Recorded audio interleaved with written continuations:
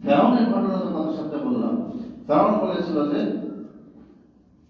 ইন্নী আনা রাব্বুকুমুল আ'লা, আমি হলাম কি সবচেয়ে বড় রব। নাউজুবিল্লাহ বলে।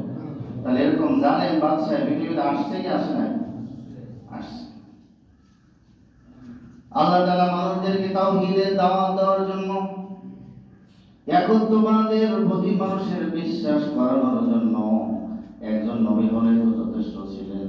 কিন্তু আল্লাহ রাব্বুল আলামিন একজন নবী না, একাধারে 1,00,000 মতান্তরে 2,00,000 24,000 পয়গম্বর আল্লাহ তাআলা এই পৃথিবীতে পাঠিয়েছেন। আল্লাহু আকবার বলেন। উদ্দেশ্যটা কি? আল্লাহকে চিনানো।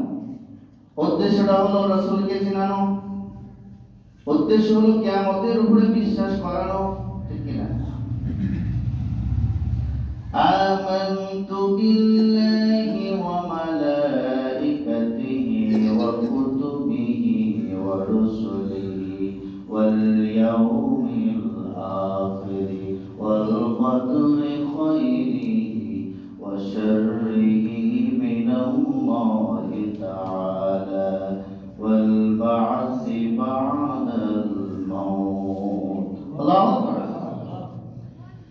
মওতের প্রতি বিশ্বাস করানোর জন্য, মওতের পরে আবার আমাদেরকে ওঠানো হবে, এটার প্রতি বিশ্বাস আমাদের কম না বেশি? বিশ্বাস কম।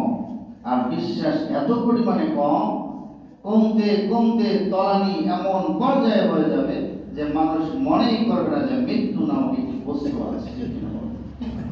হাদিসের ভিতরে রাসূল কারীম সাল্লাল্লাহু আলাইহি ওয়াসাল্লাম কিয়ামতের যে সমস্ত আলামত বর্ণনা করেছেন, তার ভিতরে একটি আলামত হলো মানুষ যখন দুনিয়ামুখী হয়ে যাবে, মানুষ আল্লাহ তাআলাকে বেশি প্রাধান্য দেবে না।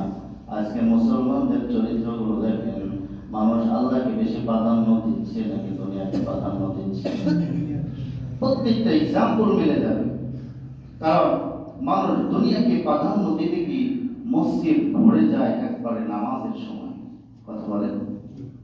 আল্লাহ তাআলাকে যদি মানুষ বিশ্বাস করত, আল্লাহ তাআলার তাকদীরের উপর যদি মানুষের ইয়াকিন থাকতো, বিশ্বাস থাকতো, তাহলে আযান হওয়ার পরেও এই এলাকার এই মসজিদ, এই ছোট একটি মসজিদ পড়তে দেখতে আসতো না। কথা বলেন।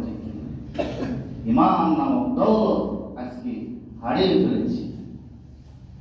বিশ্বাস নাই। ইয়াউমুল আখিরা এবং তাকদীরের প্রতি আমার বিশ্বাস নেই। তাকদীরের ভালো মন্দের প্রতি আমার বিশ্বাস নেই। ঠিক কি না? কারণ প্রতি জুমায় বলা হয় আল্লাহ তাআলা আসমান থেকে আমাদেরকে রিজিক দেন। প্রতিটি মানুষ আমরা রিজিকের পেছনে ছোটাছুটি করছি। যার ব্যবসা আছে সে চিন্তা করছে কিভাবে ব্যবসাকে আরো বাড়ানো যায়, যার অল্প জমি সে চিন্তা করছে কিভাবে জমিকে বাড়ানো যায়।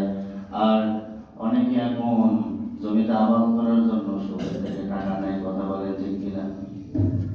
এত পরিমাণে সুদ আর ঘুষ সমাজের ভিতরে ঢুকে গেছে যে মানুষ নামাজ পড়তে গেলে মানুষেরা নামাজের ভিতরে মন থাকে। কথা বলে। আবার জুমার নামাজে শুধু আসে, সারা সপ্তাহ নামাজের প্রয়োজন হয় না।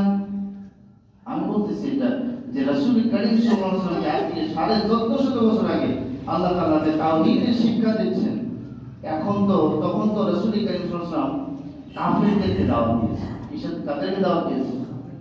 কাফেরদেরকে দাওয়াত দিয়েছেন। কিন্তু বর্তমান জামানায় আমরা দাওয়াত দিচ্ছি হলো মুসলমানদেরকে। কথা বলেন ঠিক কিনা? কারণ এমন একটি জামানায় বসবাস করছি, মুসলমানদের ভিতরে মুনাফিকের সংখ্যা কম না বেশি? এত পরিমাণে মুনাফিক আমাদের ভিতরে ঢুকে গেছে। মুসলমান নামাজ পড়ে রোজা রাখে কিন্তু সুদ ছাড়ে না। আছে না?